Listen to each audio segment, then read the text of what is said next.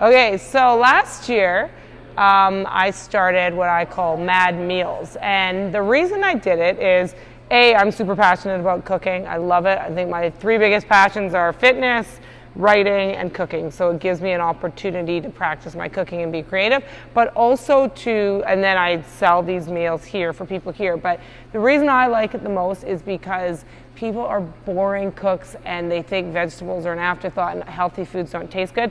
And so I like to think they taste good. And so it's a way to show that you can make healthy food taste good. And from a selfish standpoint, it allows me to sort of practice things in the kitchen and be creative and just sort of have fun in another way with clients other than just lifting. So MadMeals, they come and go as I have more or less time, but it's going to be an ongoing thing for them indefinitely. So what are some of the things that you've made so far? So I started out with cabbage rolls. They were pretty popular. I did some chicken stuffed peppers. I've even done a couple of vegetarian options. We had a cheat meal where we did lasagna. I did homemade burger patties in the summer. We've done meatballs, a whole bunch of sides, so slow cooked red cabbage, a couple soups, sweet potato soup, a yam puree, a whole bunch of different, what was the other one? I don't know, I lost my train. But so the other cool thing that you've been doing is making them sort of, what's the word I'm looking for?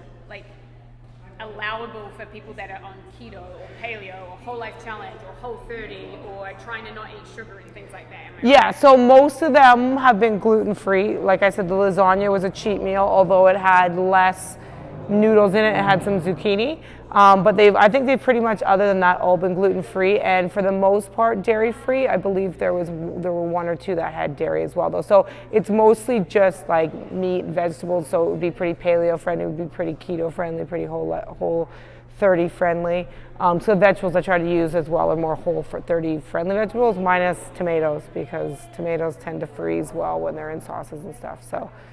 So if you have any ideas of things you'd like to see, shepherd's pie was another one that I did, and I'm going to do some sort of healthy hors d'oeuvres for Christmas time, so it'll be a chance to serve to your guests slightly healthier options for little appies, little small bites. So come to our Christmas party, because I will be sort of debuting or experimenting with some of them there.